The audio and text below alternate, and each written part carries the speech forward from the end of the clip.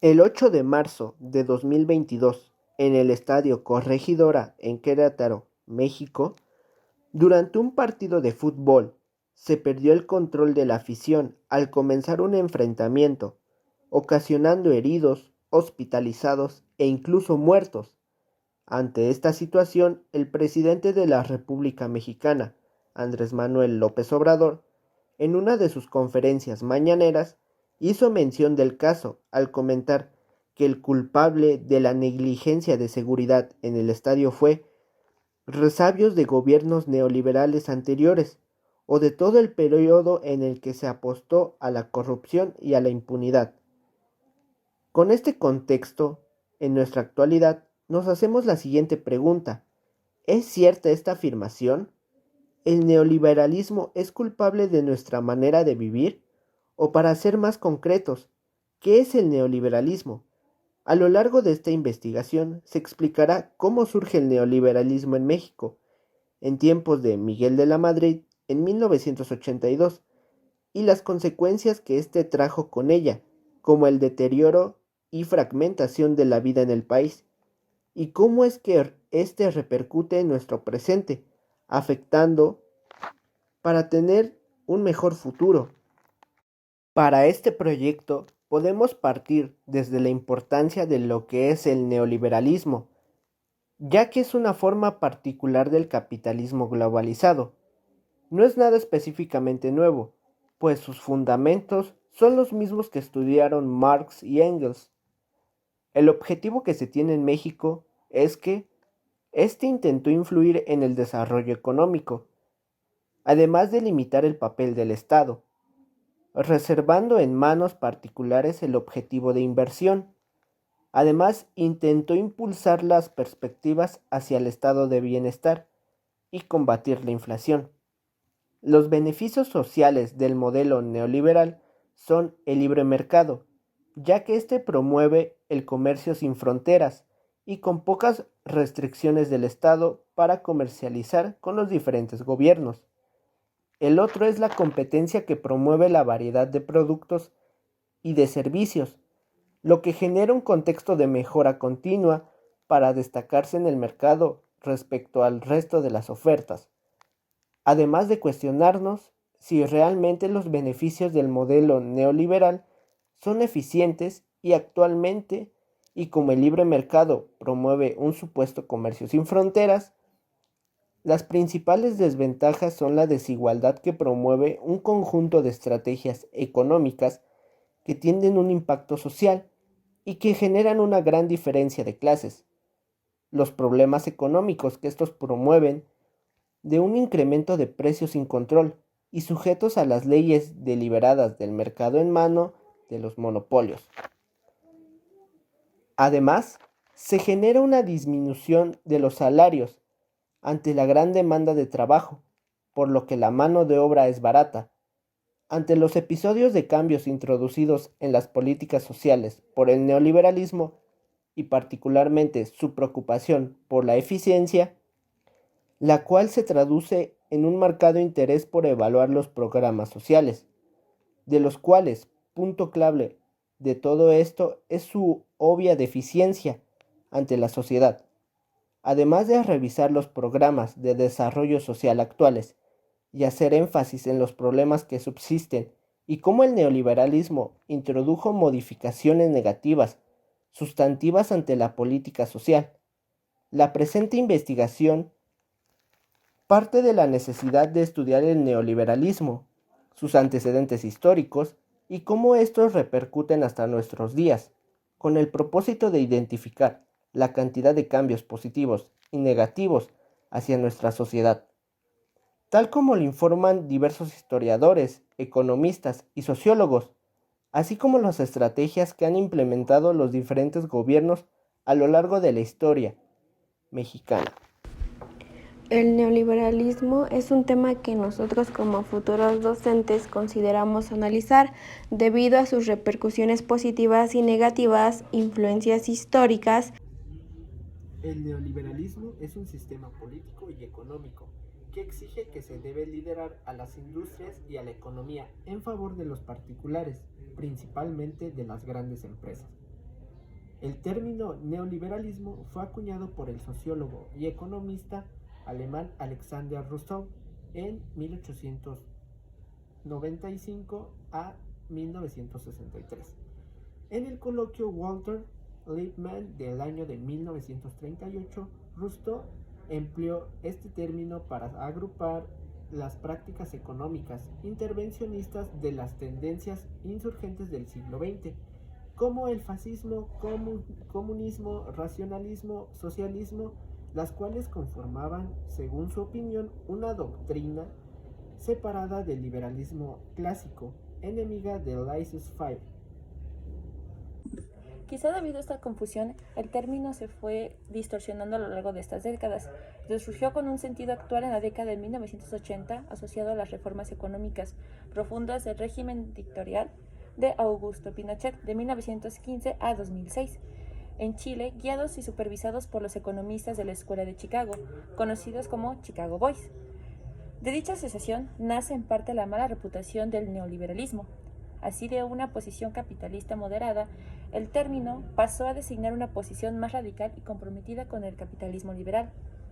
La llegada del liberalismo a finales del siglo XX puso en fin a décadas de sistemas keynesianos en vigor desde 1930, obtuvo resultados muy dispersos y sentó las bases para la economía global venidera, pero a costo social inmenso, particularmente en los países en vías de desarrollo como en Latinoamérica. Las características del neoliberalismo, a pesar de las dificultades que existen a la hora de definirlo con certeza, el neoliberalismo a inicios del siglo XXI se asocia usualmente con proponer el achicamiento del gasto público y la reducción del Estado, así como la menor intromisión posible a este de los asuntos de la economía, dejándole la conducción de la economía como los actores privados y al libre mercado. Se asocia a las políticas fiscales y monetarias restrictivas, regulación de los mercados y privatización de las empresas públicas. La aplicación de las políticas de austeridad como mecanismo para la recuperación de economía de países de vías de desarrollo o en crisis profundas, lo cual a menudo se traduce en menudo malestar social, como aumento de la pobreza a medida que los capitales son regidos de consumidor a las empresas. Defiende ciertos preceptos del viejo liberalismo clásico, pero a través de estos lineamientos políticos muy diferentes determinados por ideas muy posteriores. Además, sus enemigos ideológicos son sectores progresistas y socialistas. Después de la Gran Depresión de 1930, consecuencia de la Segunda Guerra Mundial, el mundo buscaba una nueva organización estatal y de relaciones para buscar la paz. En esto era indispensable el ámbito económico, en donde se relacionó el capital con la fuerza equivalente de trabajo. Autores de la época como Robert Dahl y Charles Lindon concluían que tanto el capitalismo como el comunismo no habían funcionado y que la respuesta para los tiempos actuales era la unión de Estado, mercado e instituciones democráticas para conseguir una estabilidad. Posteriormente se crearon instituciones como la ONU y el Banco Mundial, que incentivaron el libre comercio bajo un sistema de cambios fijos, es decir, que Estados Unidos permitió la libre circulación del dólar fuera de sus fronteras utilizándola como moneda mundial, esto al tener una potencia militar, a excepción de la Unión Soviética que se imponía. Por otra parte, ambos bandos estaban de acuerdo en que la atención del Estado debía estar en el crecimiento económico y bienestar de los ciudadanos, al igual en que el poder estatal debía desplegarse libremente junto con los procesos del mercado. A este proceso le llamó liberalismo embriado. Gran Bretaña, Francia, Italia y entre otros recurrían a estas estrategias económicas y políticas para la ideología neoliberal. Esta consiste en separar el capital de estas influencias impartidas a la fuerza. El liberalismo embriado funcionó solo en unos sectores del mundo, entre ellos Estados Unidos, ya que aceptó exportaciones de diversos lugares, entre ellas Japón, ya que este era el más destacado. Sin embargo, en América Latina y África, estas exportaciones eran desiguales, estancando de este modo el desarrollo de las ideas tentativas de exportar por parte de estos países. De este modo, el Estado sobrellevaba la situación gracias a la creación de sindicatos de trabajadores, y las políticas de izquierda tuvieron una gran influencia. Para finales de 1960, el liberalismo embriado comenzó a tener su decadencia. Existía una crisis de acumulación del capital, el desempleo y la inflación global se disparó. Los dólares estadounidenses escapaban del control de su lugar de origen, al meterlos a bancos europeos y muchas otras circunstancias ocasionaron su declive. El neoliberalismo es un antídoto potencial ante las amenazas del orden social capitalista y como solución a los males del capitalismo, había permanecido latente durante largo tiempo bajo las alas de la política pública. Las personas que apoyaban la ideología neoliberal estaban a favor de la propiedad privada, pero en esta etapa la finalidad era transformar la cultura política favoreciendo el individualismo para iniciar la competencia y la innovación. Empresas estatales encargadas de la luz, petróleo, la electricidad, etc., fueron vendidas al por mayor, privatizándolas de la comunidad, entre ellas para subsistir el golpe económico de la población, ya que esta misma vendía hasta incluso sus moradas. Con ello, una vez que el liberalismo se convirtió en algo tan hondamente integrado en el mundo anglosajón, es decir, en la actual Alemania, fue difícil negar su notable relevancia respecto de cómo estaba funcionando el capitalismo en general a escala internacional. Tal como veremos, esto no significa que el neoliberalismo simplemente se impusiera en todo el mundo mediante la influencia y el poder anglosajón estadounidense. Los primeros pasos del liberalismo en México se caracterizan por una situación de inestabilidad, fundamentalmente en la parcela política. Se produce una compleja sucesión de evoluciones, involuciones, revoluciones, contrarrevoluciones, levantamientos militares, conflictos de todo género, persecución e intolerancia sobre los rivales políticos, proyectos gubernativos fallidos y una innumerable producción jurídica y legislativa, producto de un periodo. Aparte de la inestable, de carácter iniciático, de experimentación, de aprendizaje y marcado por la inmadurez del sistema político, puesta en lista de sus inicios, la producción y la búsqueda de un texto, base se consolidará la nación mexicana, manifestará esta constante inestabilidad de una manera más visible. Desde la emancipación efectiva del dominio colonial español en 1821, hasta transcurrido el Congreso Constituyente de 1856 a 1857, se elaboraron y tuvieron vigencia la Constitución Española de 1812, la Constitución Federal Mexicana de 1824, el texto de inspiración centralista de las 7 leyes de 1836, las igualmente centralistas bases orgánicas de 1843, el Acta de Reformas de 1847, nuevamente bajo planteamientos federales, y el texto constitucional de 1857. Dentro de este irregular proceso evolutivo entran en juego dos factores que también están relacionados y que forman parte integrante de la definición de este. Por una parte, la progresiva aparición de grupos facticios asociados a las ideas liberales, con líneas ideológicas y discursivas visibles diferenciadas, que desembocan en la formación de partidos políticos. Aunque esta sea una explicación que simplifica un panorama histórico de mayor complejidad, es posible consensuar que este periodo se activa un espacio político definido por una dualidad o bipolaridad en términos de grupos puros y conservadores en antiguos escoceses. Por otra parte, el país afronta la construcción de un nuevo modelo de Estado, con la necesidad de un relevo de sus clases dirigentes. Una vez que las élites vinculadas a la última época colonial deben ceder sus posiciones de privilegio, la nueva élite, que asume el papel de cabeza visible de su comunidad en las nuevas instituciones políticas que se están formando y consolidando. Esta presenta unas características claramente diferenciadas respecto a lo anterior. Aunque haya ciertas filtraciones y continuidades en los rasgos definitorios de sus modelos sociológicos y en las cualidades de este grupo dirigente. Fundamentales de este estudio se centran en los actores políticos, tanto desde la perspectiva del elitismo, que subyace el estatus de liderazgo y representación de la comunidad, como desde la capacidad para trascender de ese liderazgo hacia la formación de grupos de poder económico, social, cultural y político, que pueden llegar a monopolizar durante sus generaciones usos y abusos. La variable de inclusión de esta élite política lo abarca el acceso a los escaños parlamentarios nacionales. Llegamos al punto clave y crucial en el periodo de la historia, que va desde 1982 a 1988, con el gobierno presidencial del ese entonces Miguel de la Madrid, en el que se introduce este nuevo concepto conocido como neoliberalismo, y el cual es aplicado de manera estratégica, ya que en el inicio es marcado con las primeras ventas y las privatizaciones de empresas paraestatales.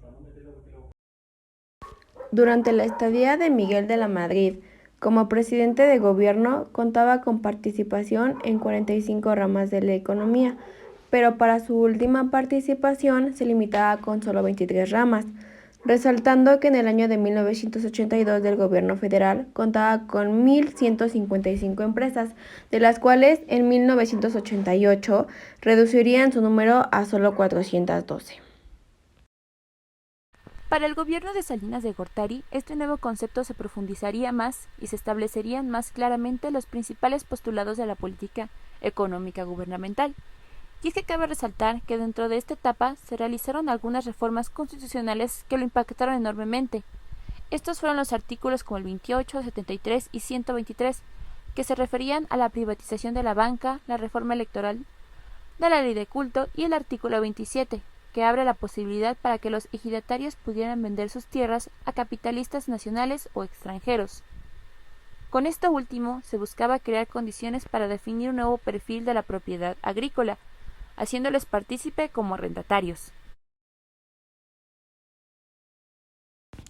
El neoliberalismo en México sigue estando bien presente con la suscripción al Tratado Libre de Comercio en América del Norte entre México, Canadá y Estados Unidos, y del cual en la actualidad el presidente estadounidense Trump amenaza con dejar y comenzar a hacer America Great Again. Lo importante de este tratado de su inicio para el año de 1994 fue que generó grandes expectaciones entre el pueblo mexicano, ya que sería la entrada de México en la economía global, y esto podría, además de considerarlo como un país primermundista o al menos en uno de desarrollo, aumentar la expansión del sector agroexportador y por tanto activar la economía. A todo lo que se añoraba, necesitaba, pensaba y todo lo que termina en nava, con todo este rollo neoliberal, México pereció y careció. Todo esto trajo más cosas negativas que positivas. Bajos salarios, mano de obra barata, dependencia económica de México con otros países, refiriéndonos a Estados Unidos, precios altos en servicios básicos, falta de respeto a los derechos laborales, eludiendo obligaciones como patronos, desempleo, fracaso de sectores nacionales, desmantelamiento de la planta productiva, empleo informal. La economía mexicana, contrario a lo que se estaba expectante, no ha crecido en términos reales en los últimos 20 años. Hablando de aspectos sociales, el neoliberalismo y estos tratados comerciales no han disminuido la desigualdad social y la inadecuada distribución de las riquezas. La pobreza ha aumentado y la distancia de alcanzar esta estabilidad cada vez se ve más lejana. Esto por parte de las clases inferiores es sumamente escasa. En lo internacional, en ámbitos como la seguridad nacional, la política exterior, la política de defensa, la seguridad pública, la educación, las telecomunicaciones, la política laboral, la energía, las reglas electorales, etc., quedamos subordinados a las indicaciones del Fondo Monetario Internacional, del Banco Mundial, de la OSDE y otros organismos supranacionales. Las desventajas son abismales e innumerables, hablando en otros ámbitos social, internacional, económico y más importante jurídico. La cuestión aquí es, ¿por qué si la negativa en el pueblo es notoria, no se hace nada para cambiarla? ¿Por qué si se está sumergiendo al país en la miseria, no se pone en práctica una forma de sacarlo a flote? La respuesta es sencilla, por el egocentrismo, el egoísmo y la tiranía de aquellos que están arriba viviendo cómodamente, regalando nuestro trabajo, nuestros bienes, nuestras tierras y recursos para que ellos solamente se dediquen a ganar y ganar más. Citando a Francisco Ignacio Taibo Majo en una conferencia de la UNAM en 2012, menciona: damas y caballeros, el neoliberalismo es una que no sirve para desarrollar una nación, pero el neoliberalismo a la mexicana es